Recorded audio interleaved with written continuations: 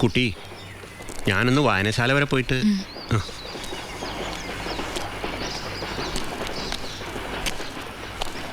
ആ കുട്ടിയും കൂട്ടി വരണ വഴിക്കും അടിച്ചുവോ? ഛേ, ഒരു വേദാന്തി. മോളിരിക്കൂ, ഞാൻ ചായ എടുക്കാം.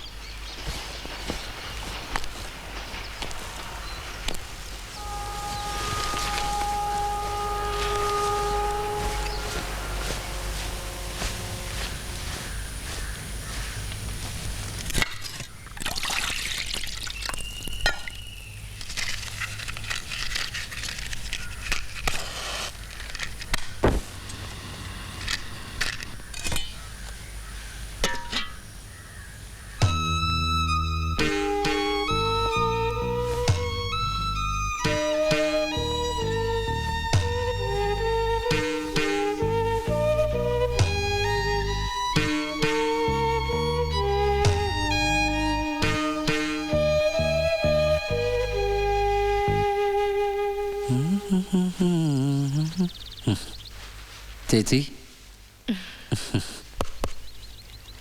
ഹായ്. ഇത് നിനക്ക് ഇപ്പൊ എവിടുന്ന് കിട്ടിയേ? അതൊക്കെ കിട്ടി. ഞങ്ങളുടെ ആകെ ഉള്ളൊരു ഫോട്ടോയാ അത്. ആണോ? ആ, അതിങ്ങെടുത്താ. അതെ, ഇത് മാത്രം ഞാൻ കട്ട് ചെയ്തിട്ട് കൊണ്ടുപോയി പാടത്ത് വെച്ചോട്ടെ. പോടാ ഇങ്ങോട്ട് തരാം. പാടത്തെ കിളികൾക്ക് ചിരിക്കാനാ. ഗോപി, അതിവിടെ തരാൻ. ഇവനെ കൊണ്ട് ഞാൻ തോറ്റു. ഇവൻ വരുമ്പോഴല്ലേ ഇവിടെ ഇങ്ങനെ ഒച്ചയും ബഹളവും ഒക്കെ ഉണ്ടാവുള്ളൂ വിശാലം. അതുകൊണ്ട് എന്നെ ഇവനോട് അടങ്ങിയിരിക്കാൻ പറയണേ. ഇവൻ ഈ ബഹളമൊക്കെ ഉണ്ടാക്കിയിട്ട് ഇപ്പം അങ്ങോട്ട് പോവും. പിന്നെ ഇവിടെ പഴയതിലും നിശബ്ദാവും. അമ്മേ,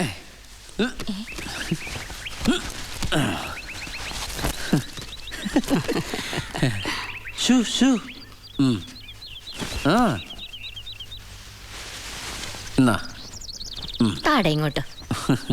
ഭർത്താവിന്റെ നല്ല മീശ കേട്ടോ. എനിക്ക് എന്ത് ഇഷ്ടാന്നറിയോ? ആ, വഞ്ചി കടിച്ചു പിടിച്ചങ്ങനെ പോലെ.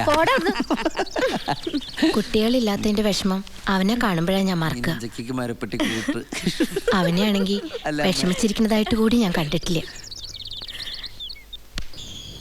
അവൻ ഒരുപാട് സ്നേഹിച്ചിരുന്നതാ ശ്രീദേവിയെ, ഞങ്ങളുടെ അമ്മാവിന്റെ മോള്. അവൾ അവനുള്ളതാണെന്ന് എല്ലാവരും തീരുമാനിച്ചിരുന്നതുമാണ്. എന്നിട്ടും അവൾ വേറൊരാളെ വിവാഹം കഴിച്ചപ്പോൾ അവനതിന് നിലവിളിക്കാനൊന്നും പോയില്ല. ഒന്നേ കണ്ടുള്ളൂ അത്ര അവളെ. അപ്പ തീരുമാനമായി. പെണ്ണിന്റെ ഒരു ഭാഗ്യേ, അല്ലാണ്ടെന്താ. കോവിലകത്തിന്റെ ഏക അവകാശിയായ തമ്പുരാനാണേ.